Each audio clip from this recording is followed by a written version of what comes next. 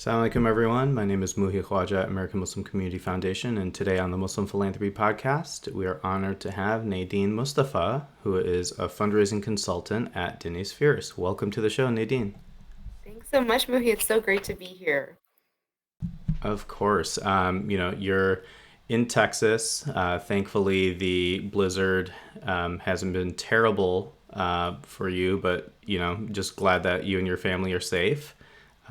So I know it's been a lot to deal with over the last week or so.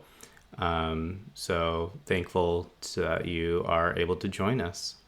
Absolutely. It's definitely been a trying week, never a dull moment in Texas, but a global pandemic plus a blizzard was definitely a lot to handle. But we're very grateful and very blessed, but definitely thinking about our fellow Texans this week, and hope that everyone's okay. Definitely. Our paths have crossed a few years back when you were part of Taiba, and I was visiting Houston and got to meet you and Suzanne, the founder, and just a great organization. And we stayed in touch through your transition to Dini Spheris. And in 2020, we had you as part of our Social Impact Accelerator, where you were one of the facilitators and presenters. So we really appreciate you lending your expertise to the community. And it was a great benefit to those who were able to attend. Absolutely, absolutely. And that was such a pleasure. It's such a great program. And I have to say, I have to do my little plug that the American Muslim Community Foundation, of course, is something that we are so lucky to have in our community. It is, the fund is such a great thing to have. It's really raised a lot of awareness. Donors are really lucky to have this place and this learning resource. So thank you for all the work that you do for our community. So Of happy to be a course. part of it. Yeah, thanks for the plug right off the top. Look at you. Um, and yeah, those webinars and are still available. People can find them as a resource. They're recorded, and just a lot of great gems in there from strategic planning, which is the session that you helped with, to starting your own nonprofit, recruiting a board, marketing, fundraising, everything in between. So we were very fortunate to have you with us there. And then, through just networking and other leaders in the community, we're part of like a resource group that Ghulam Kahar had started. So great to continue to learn with you on a monthly basis and just kind of share our best practices and definitely our frustrations about being Yes. in this space. Right. And we'll get a little bit into that later too, but just wanted to preface with just saying how much I appreciate you and your insight in this field. Thank you, Muhi. And it's, I love that learning circle. It's definitely such a blessing to be a part of that group because there's so many diverse backgrounds, and just a safe space for us to share some of the challenges in this space. It's not easy, but we're lucky to have, people like you join us. So. Yeah, of course. And Miri Whitehill from Miri's List, who was also on the podcast, is also part of that group. And maybe we'll be able to bring the other people from the group on as well throughout the rest of the season. So, yeah, welcome to the show officially, and tell us a little bit more about who you are. Sure, can you hear me? Let's make sure my audio is working. We've got some new Uh huh. technology today. Okay, so first of all, again, thank you so much for having me. This is such a wonderful opportunity for us from all over the world or all over the US to get together. I love the new technology that we're all connecting through. So thanks again for having me. A little bit about my background. So, I like to call myself a nonprofit nerd. I've been in the space for over a decade, everything from the intern to the executive director, and now I'm in the consultant side. So, I've been on the board, I've been, kind of in the program side and also on, fundraising side. So I'll talk a little bit about kind of where that career started and a little bit about my educational background as well. I think, often when we're mentoring people in this space, they always ask, how did you become a consultant or how did you get here? It's never a linear path, unfortunately. We don't just go to school for nonprofit consulting. It's not necessarily a major, right? So, or even nonprofits. Sometimes it's nonprofit management, things like that, but it's not the most linear career path. So, I'm a Houstonian, born and raised, as Muhi mentioned, Texas. Interesting time to be in Texas right now. But I was born and raised in Houston, but my family is Libyan American. So that's a big part of my kind of activism and advocacy work in the very beginning was kind of democratic awareness, democratic transitions, and um, activism, things like that. So I went to school in St. Agnes Academy. It's an all-girl private Catholic school here in Houston. I like to joke that I have about 8 years of Catholic school experience, so I'm the most Catholic Muslim you've ever met. Been to more mass than you've ever ever expect.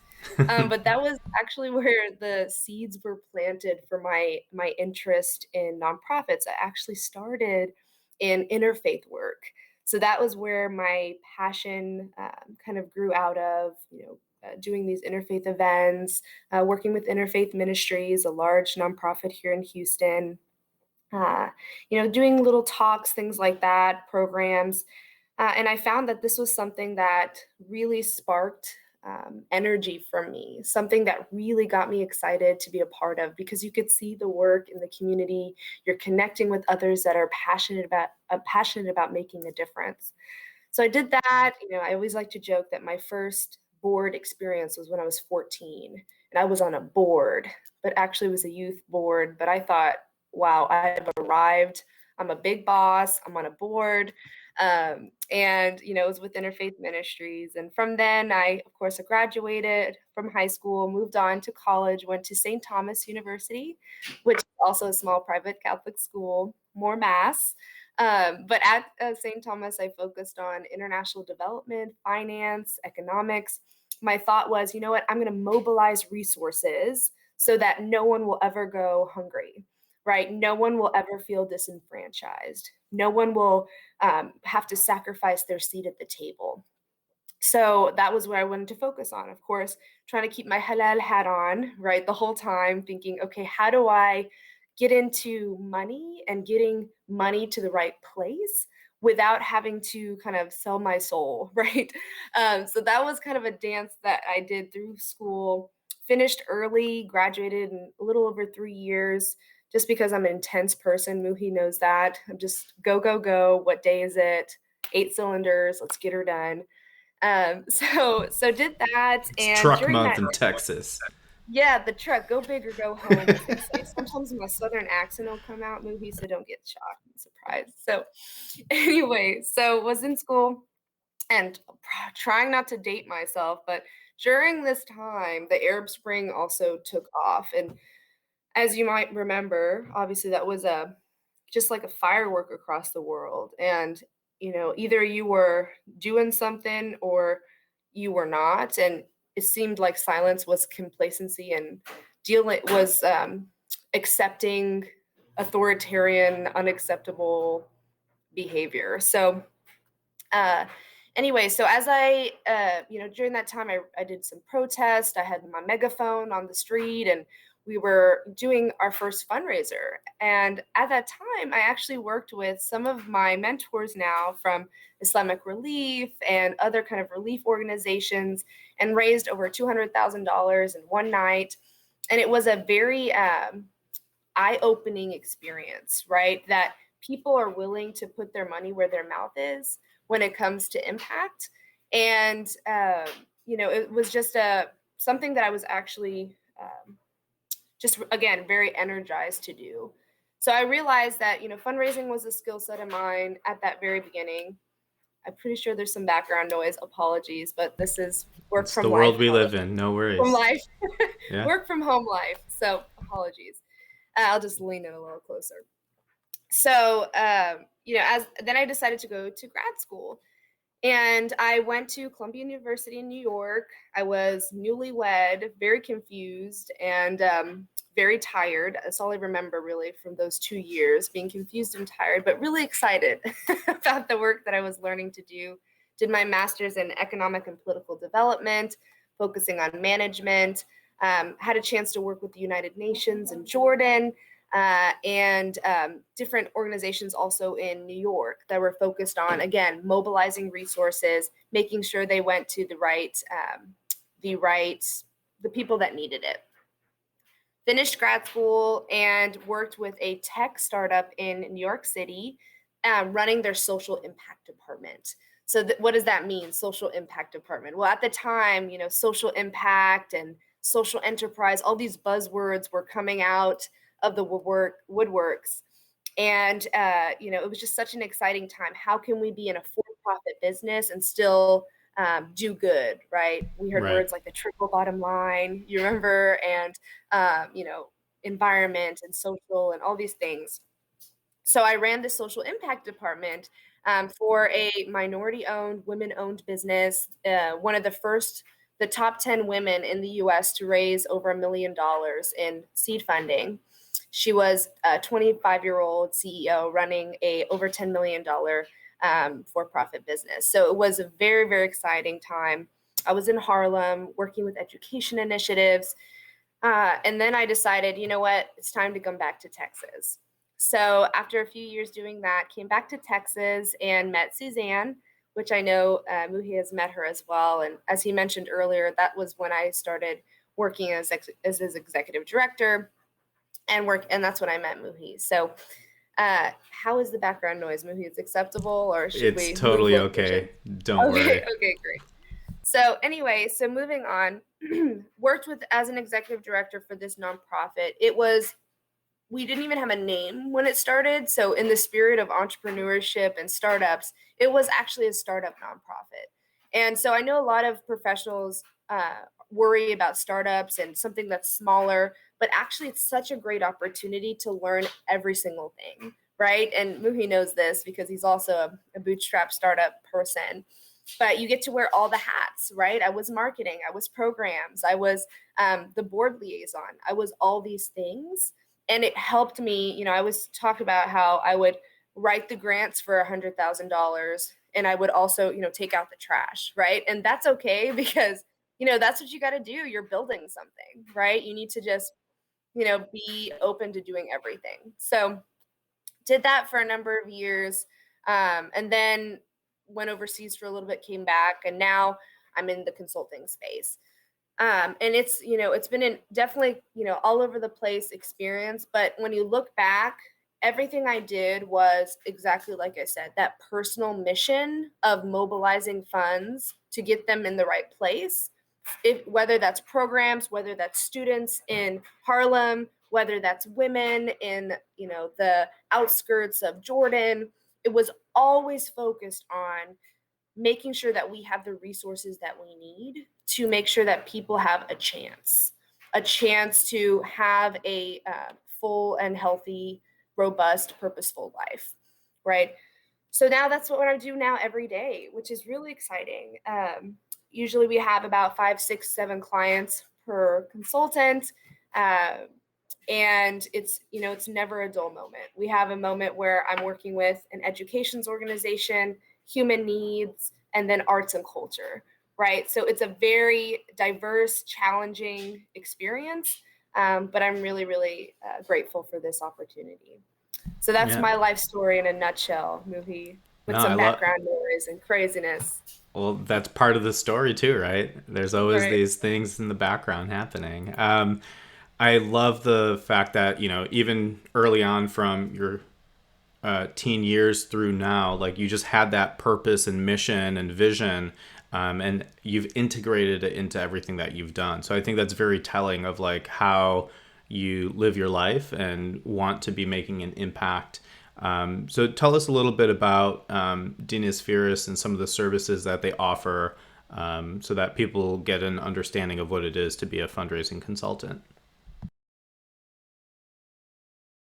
Absolutely. No. And that's exactly right. That personal mission, that's the first thing I tell anyone who's interested in getting into the space. You have to know your personal mission.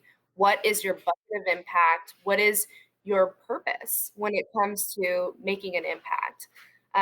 So, as I said, with nonprofit consulting, specifically with Dini Spheris, it's such an interesting experience because the firm has been around 51 years.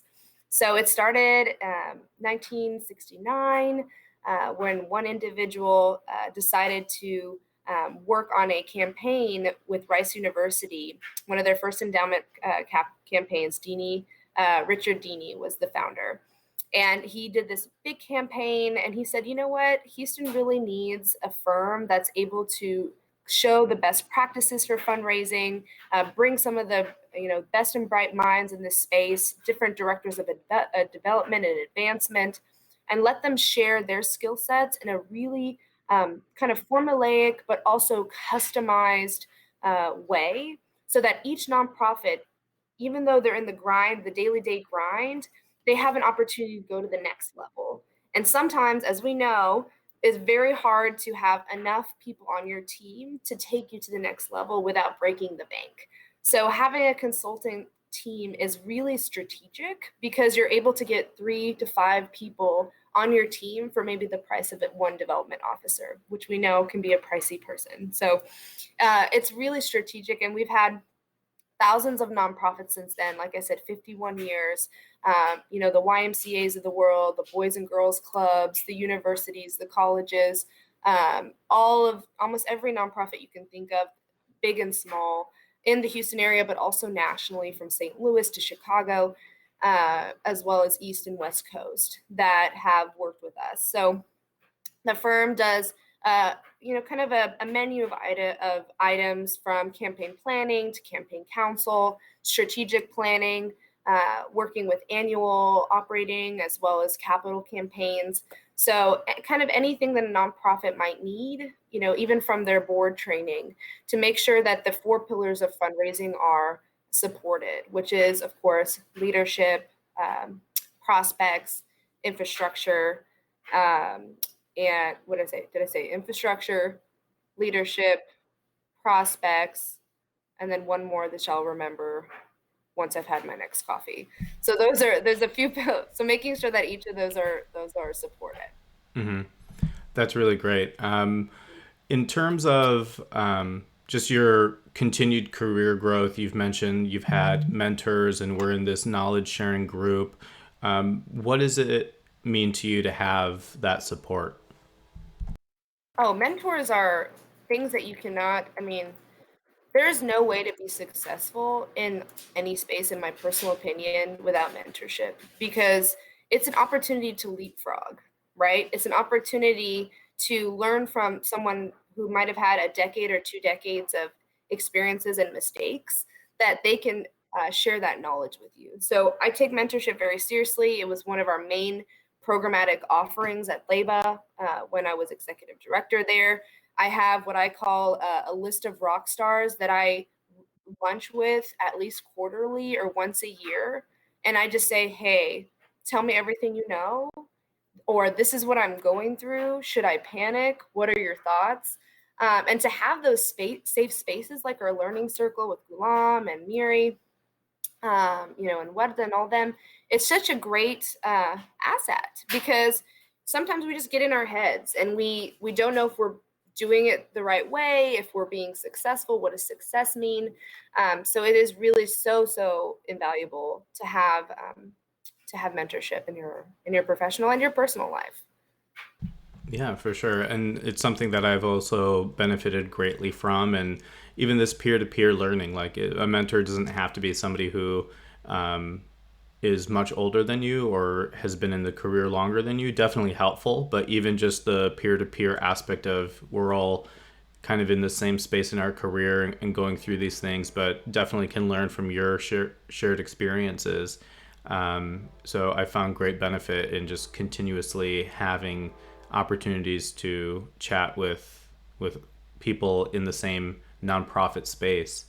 In terms of these fundraising trends or philanthropy in general, I just did a presentation with the Muslim Network in New Jersey on financial sustainability. And we talked through different concepts of basics of fundraising. You know, there's an annual fund, a capital campaign, a major gift program, and these different areas to focus on as opposed to just like hosting a single event to do all of your fundraising. So, what do you suggest nonprofits and learn about in terms of the best way that they can create like a strategic plan or a development plan, and you know, whether it's partnering with a agency like Dini Spheris or having the capacity to hire a few part-time people or full-time people on their staff to lead them through this. What are the things a nonprofit should be looking for as they build out their strategy for their team? Absolutely, that's a great question. So make sure I understand. So your question is how can a nonprofit, whether they have the capacity to partner with a firm or part-time um, talent, work to build those basic foundational steps towards a strategic plan or a development plan, correct? Okay. Yep.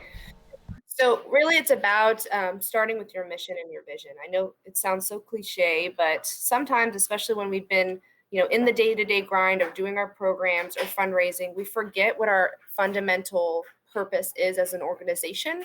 We get mission creep, where we run after the dollars and we forget about what we're originally um, chartered to do, right? So revisiting that mission is really the best place to start. Sometimes that mission needs to be reworked, right? And thinking that maybe this is too broad, maybe it's not actually the niche that we have as an organization. Maybe there's opportunity to improve and refine this. And then, of course, everyone in the organization needs to be able to regurgitate that mission because they're thinking about it all the time. So we think about this mission when we build the strategic plan and when we build the development plan. So having those conversations with your team and your leadership and your board and making sure that there's some consistency with this culture of philanthropy and as well as the mission being integrated in all layers of the work. So that mission piece, of course, is crucial. The second piece is communicating and clarifying across the board, making sure that everybody's on the same page. And then finally, having a conversation and some trainings, like organizations that have resources like the American Muslim Community Foundation, which have webinars. There's so many free or discounted uh, resources out there to kind of provide a template or at least hear from experts in the field to kind of start structuring and framing what that strategic plan will look like. And then, of course, looking at our historical data as well when it comes to the development plan. For example, who has given to us in the past? What have we missed? Individuals, corporations, foundations, really kind of being reflective.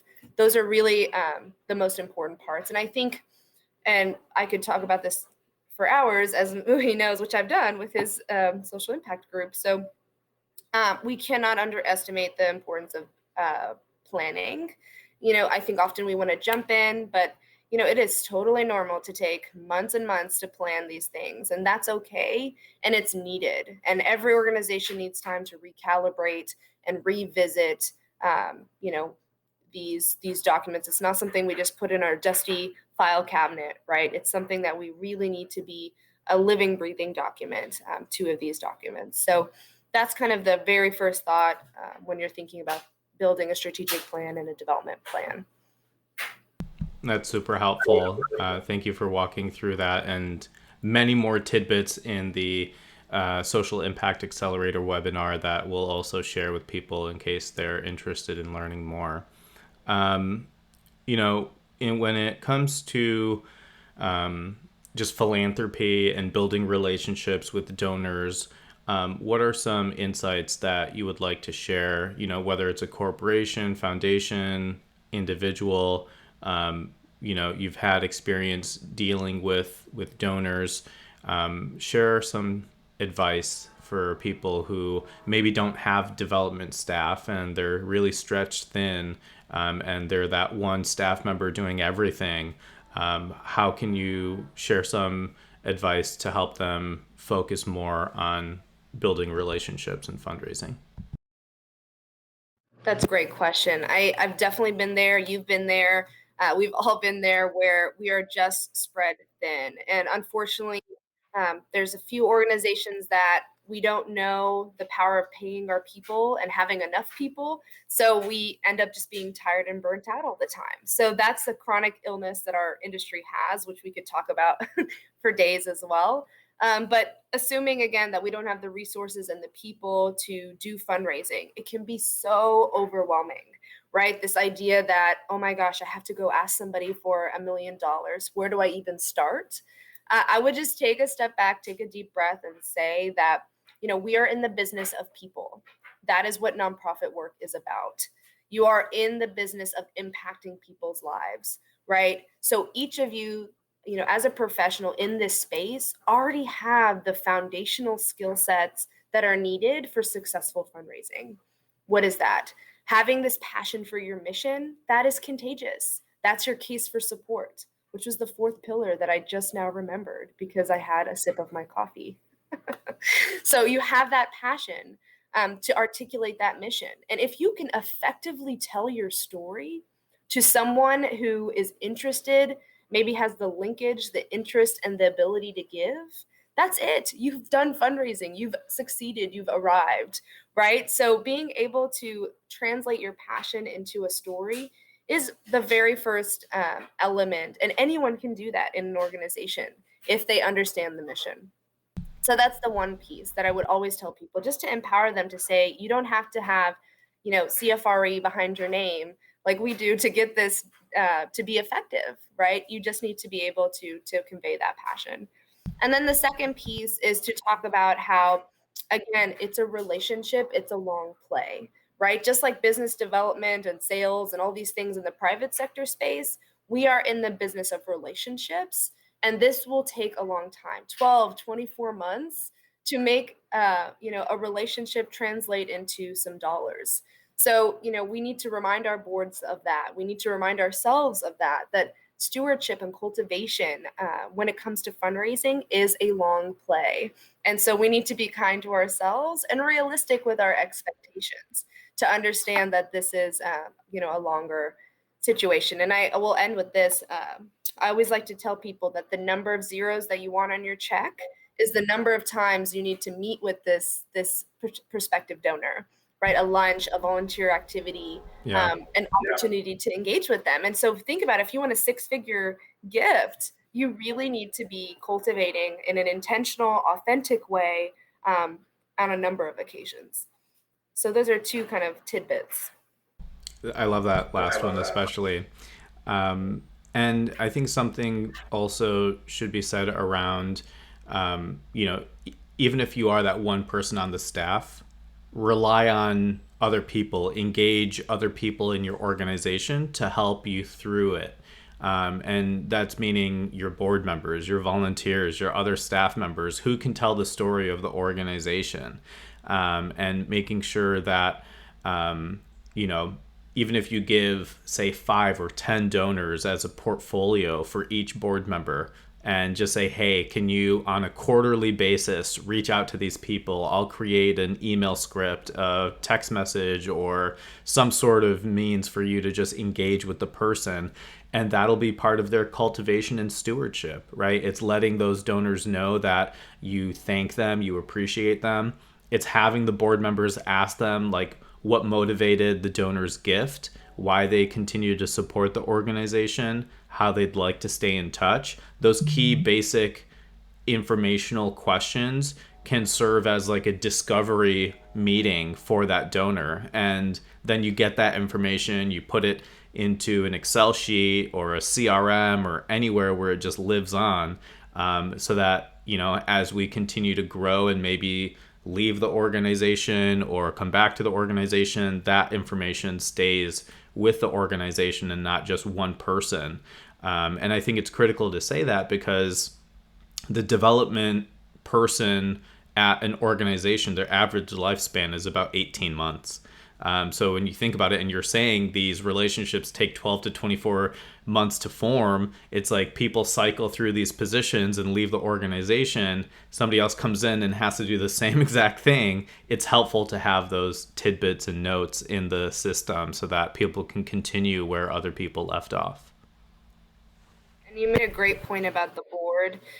People forget that a board is supposed to be in the field, on the bench, or in the bleachers. Ideally, in the bleachers, your biggest fans that are out there in the community that are cheerleading for you, that are telling your story. And that is really one of the primary roles of a board. People forget that. The role of a board is to give time, treasure, and talent. They have to be out there working. I know, preach, sister. No, but it's true. I'm tired of saying this, but it's we have to remember that the board's role is to fundraise as well.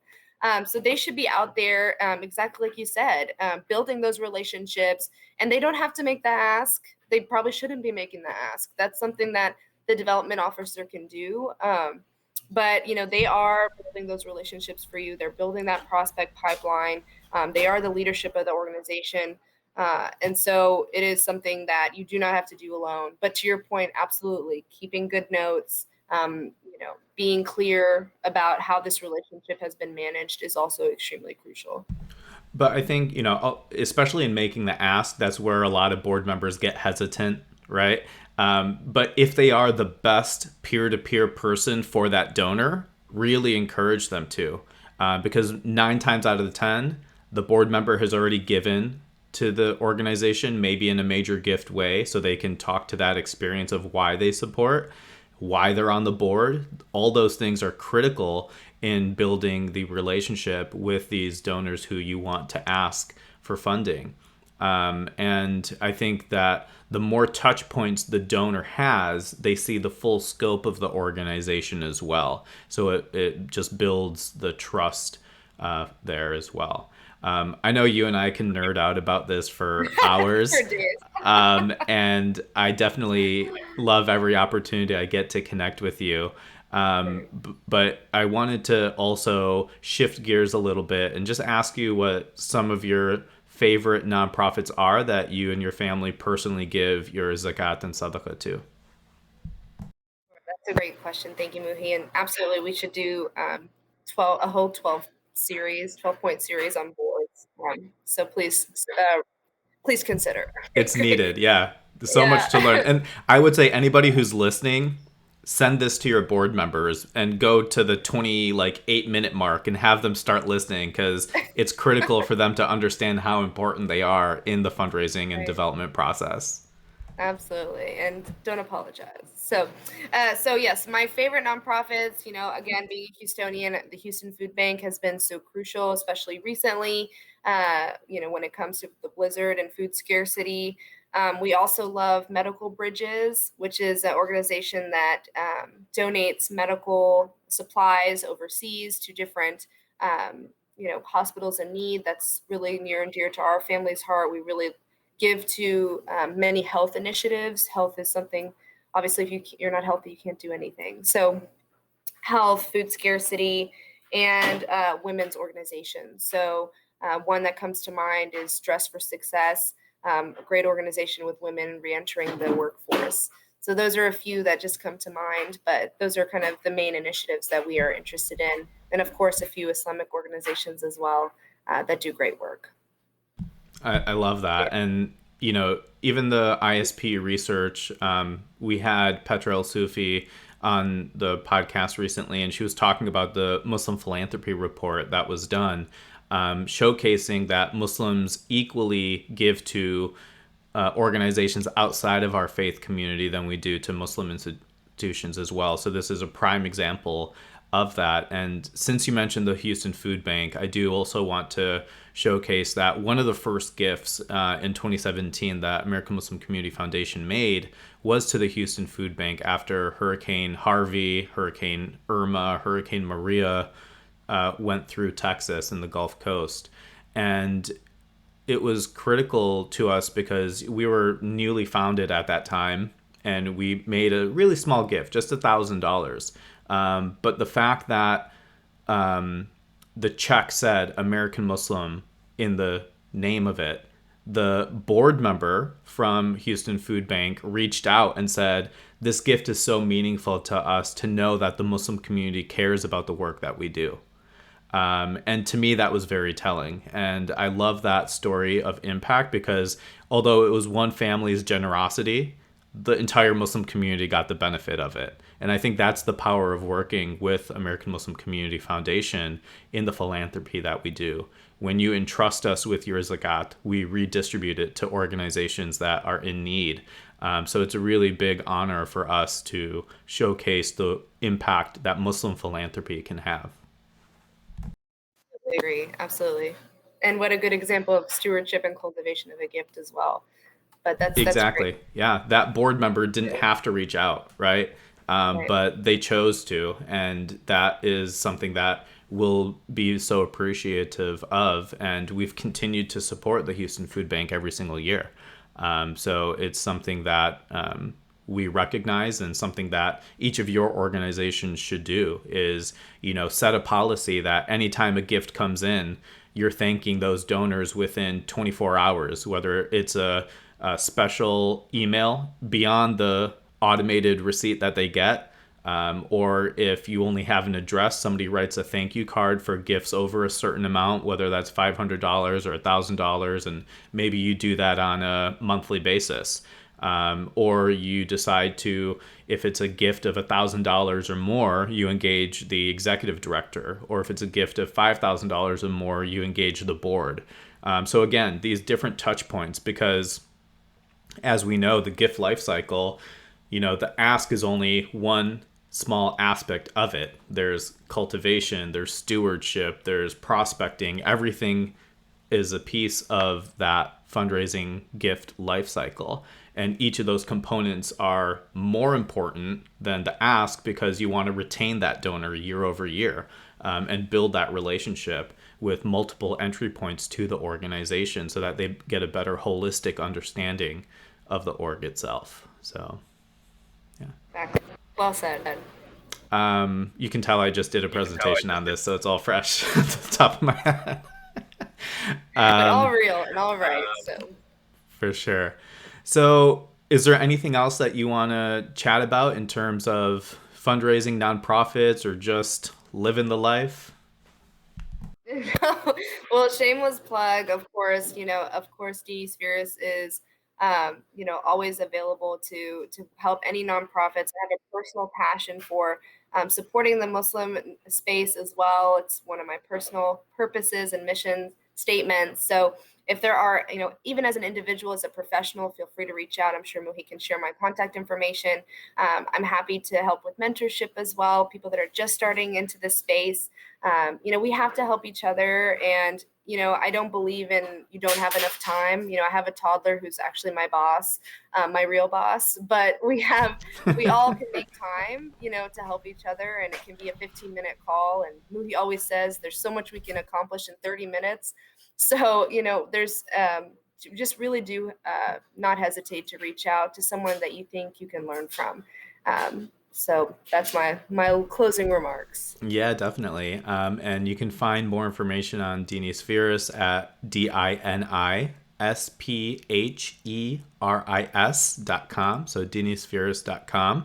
And Nadeen Mustafa is a fantastic resource. I highly recommend you find her on LinkedIn, you find her on Dini Spheris' website, and make sure to use their services. If you guys have a budget to have a consultant to help you with grant writing, or help you with building a development plan or strategic plan, anything nonprofit related that you need, Dini Spheris can make it happen. So, a big thank you, Nadeen, for spending some time with us. It's been a really insightful and engaging conversation. And really appreciate your time and using your skill set, your time, talent, and treasure for the community. So thank you so much. Well, it's been such a pleasure and such an honor to be on the podcast, Muhi, and thank you again for all that you do for our community, and just excited to be a part of it. So there's so much work to be done, but we can do it together. So hopefully this will be the first of many partnerships in the future. Awesome. Thank you so much. All right, take care. Bye.